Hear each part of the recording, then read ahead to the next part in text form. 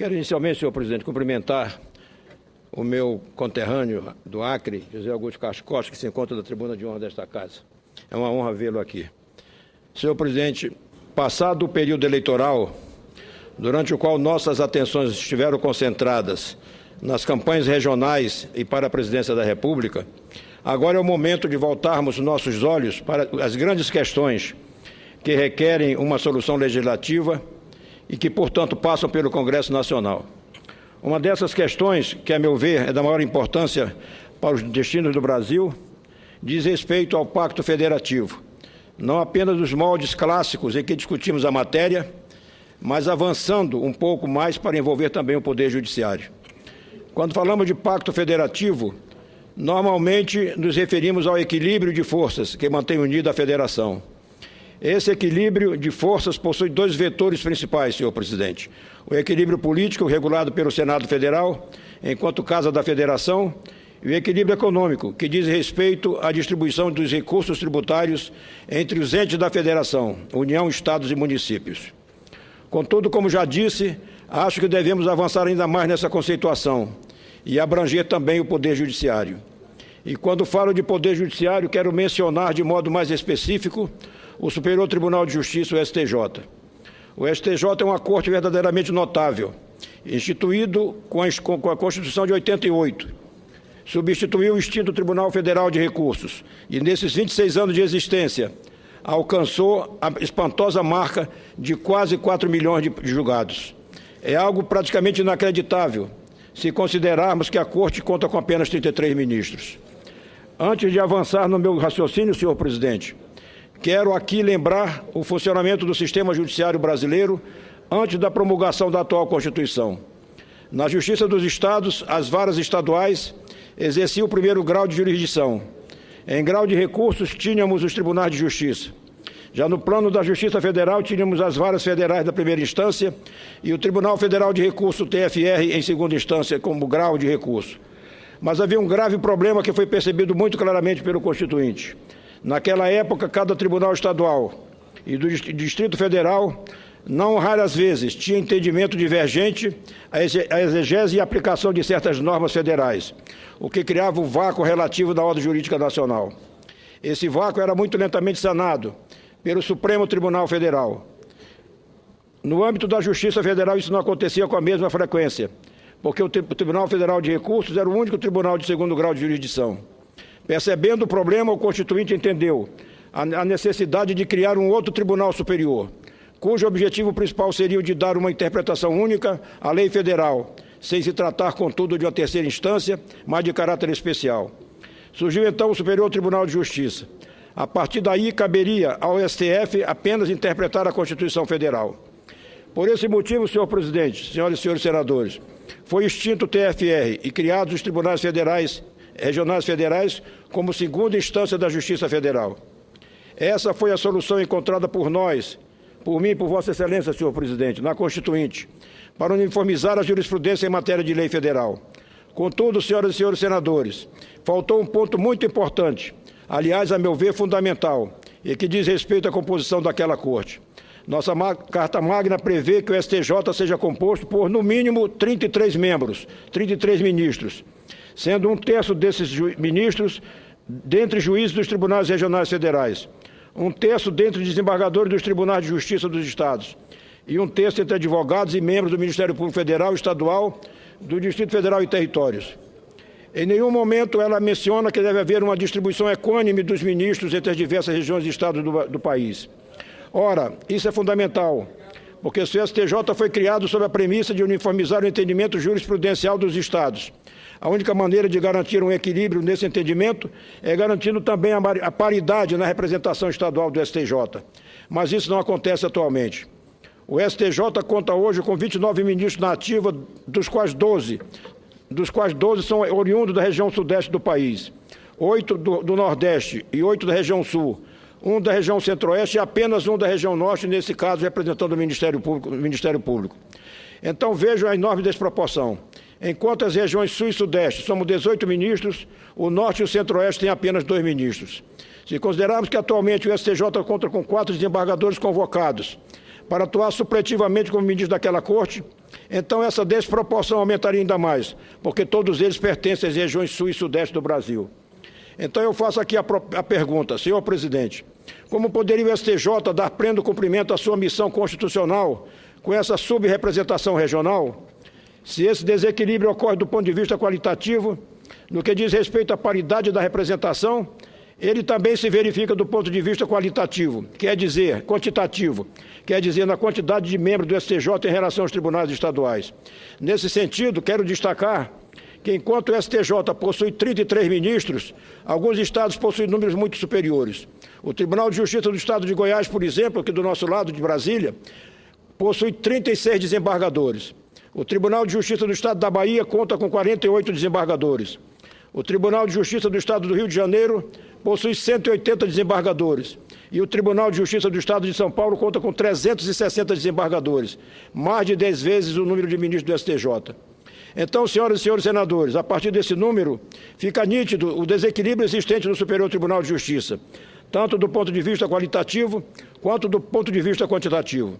Exatamente por esse motivo é que esta Casa, enquanto guardiã da Federação, precisa encontrar uma saída urgente para garantir que o chamado Tribunal da Cidadania seja também, senhor presidente, o Tribunal da Federação. Lembra a todos que a nossa Constituição garante amplo acesso de qualquer cidadão ao Poder Judiciário, sempre que houver lesão ou ameaça de direito. Mas pergunto, de que adianta esse acesso, se muitas vezes ocorre divergências nas decisões dos tribunais sobre o mesmo tema, beneficiando uns e prejudicando outros? Não seria isso uma injustiça? É preciso que busquemos uma paridade do entendimento jurídico no Brasil. Por isso, considero fundamental que haja uma distribuição equânime dos magistrados que integram o STJ em relação aos estados da Federação. E defendo esse ponto de vista, senhor presidente, pelas seguintes razões. Em primeiro lugar, porque trará para o STJ as diferentes visões jurídicas das regiões de estados brasileiros. Num país continental como o nosso, onde as diferenças regionais são acentuadas, é natural que haja também divergência de pensamento entre os magistrados dos diversos tribunais. Por esse motivo, temas mais específicos para nós da Amazônia, de Rondônia e da Amazônia, como a questão indígena, por exemplo, serão vistos de forma diferente por um juiz de São Paulo e por um juiz de Rio Branco, no estado do Acre. A lei é a mesma, mas sabemos que existe divergência de interpretação. Então, o equilíbrio representativo no STJ viria a sanar essa lacuna do nosso sistema jurisdicional. O segundo motivo pelo qual defendo essa paridade representativa no STJ é que esse equilíbrio contemplará também a jurisprudência dos diversos tribunais do país, o que é importante para o papel institucional do STJ. Quando tivermos esse equilíbrio representativo no STJ, aquela corte forçosamente irá exercer o seu papel de uniformizadora da jurisprudência dos tribunais de uma forma mais igualitária, mais equitativa, sem pender para esse ou para aquele lado, procurando buscar o equilíbrio normativo. Por essa e outras razões, a distribuição equânime deve se dar nos membros do STJ oriundos da magistratura. Repito, a distribuição equânime deve se dar nos membros do STJ oriundos da magistratura. Além disso, destaco que o aumento do número de juízes é necessário para agilizar a prestação jurisdicional e democratizar o acesso ao STJ. Como mencionei no início deste pronunciamento, em 20 anos aquela corte julgou quase 4 milhões de processos. É algo inimaginável. Com toda certeza, a prestação jurisdicional seria mais ágil se houvesse o maior número de ministros, o que também democratizaria o acesso àquele tribunal. Lembro aqui, senhor presidente, que a Constituição Federal prevê o número mínimo de 33 ministros para o STJ, mas não prevê o número máximo. Finalmente, para concluir, quero ainda apresentar um definitivo e último argumento. O princípio da proporcionalidade representativa constitui a essência do sistema federativo e, por isso mesmo, é plenamente amparado pela Constituição de 88. Desde que o Brasil assumiu a forma de Estado federal, com a proclamação da República em 1889, vivemos sob o chamado Pacto Federativo, no qual os Estados-membros, o Distrito Federal e os municípios delegam à União Federal a tarefa de coordenar a Federação e representá-la soberanamente no Conselho das Nações. Mas, ao delegar esses poderes, os membros da Federação baseiam-se em alguns princípios, entre os quais a repartição de competências, a autonomia e representatividade e a proporcionalidade. Esses são os princípios que resguardam o respeito aos interesses dos Estados-membros e que, portanto, preservam o equilíbrio federativo. Por esse motivo, no âmbito do Poder Judiciário, mais precisamente na formação dos tribunais, não se fugiu à regra da representatividade e da proporcionalidade. Cito aqui como exemplo o artigo 107 da Constituição Federal, que diz textualmente o seguinte: os tribunais regionais federais compõem-se de, no mínimo, 7 juízes, recrutados, quando possível, na respectiva região, e nomeados pelo presidente da República, dentre brasileiros com mais de 30 e menos de 65 anos de idade. Encontramos também o mesmo princípio no artigo 115 da Carta Magna. Os tribunais regionais do trabalho compõem-se de, no mínimo, 7 juízes, recrutados, quando possível, na respectiva região, e nomeados pelo presidente da República. Então vejam que o Constituinte teve uma preocupação de preservar a proporcionalidade regional da composição desses tribunais. Colocando uma pá de cal no tema, temos a emenda constitucional número 45/2004, na qual o princípio da proporcionalidade se tornou expresso e impositivo ao Poder Judiciário. Diz o artigo 93, inciso 13 da Constituição Federal, com a redação dada por aquela emenda, que o número de juízes na unidade jurisdicional será proporcional à efetiva demanda judicial e à respectiva população. Portanto, senhor presidente, já contornamos com o mandamento constitucional, já contamos com o mandamento constitucional para promover o aumento do número de ministros do STJ, porque o quantitativo atual tem se revelado insuficiente para atender a demanda existente. Apenas para se ter uma ideia, em 2013 chegaram ao STJ quase 310 mil processos, praticamente 10 mil processos para cada um dos 33 ministros, analisar ao longo do ano. Isso sem contar os que já estão tramitando naquela corte. Senhor presidente, senhoras e senhores senadores, o Poder Judiciário é a última trincheira contra o arbítrio e o desrespeito aos direitos humanos fundamentais. A ele cabe zelar pelo respeito ao devido processo legal, expresso na efetiva garantia a todos que demandam ou venham a ser demandados, de ver assegurado o direito ao contraditório, a ampla defesa, a produção regular de provas da segurança jurídica. Isso é o que diz a Constituição. Mas lembro, senhoras e senhores senadores, que o insigne Rui Barbosa, patrono desta casa, já nos advertia ao dizer que a justiça tardia nada mais é do que a injustiça institucionalizada.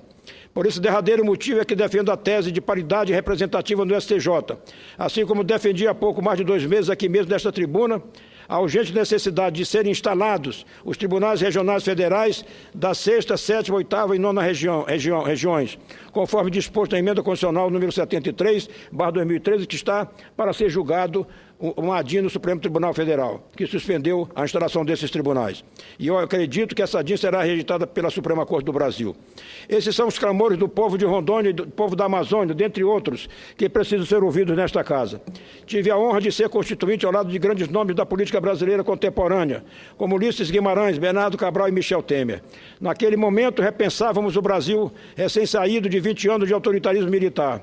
Tínhamos a plena consciência de que o Brasil precisaria reformular o Poder Judiciário se quisesse que a nova Constituição fosse duradoura. Por isso, senhoras e senhores senadores, reafirmo hoje a mesma convicção de outrora. Se queremos um país verdadeiramente democrático, não podemos e não devemos nos contentar apenas com eleições abertas, livres e plurais, como as que acabamos de realizar recentemente. Precisamos avançar mais, fortalecer o Poder Judiciário, para que tenhamos o resguardo pleno dos direitos e garantias fundamentais do cidadão brasileiro em todas as instâncias e tribunais. Essa é a nossa luta, senhor presidente, senhoras e senhores senadores. E muito obrigado, senhor presidente.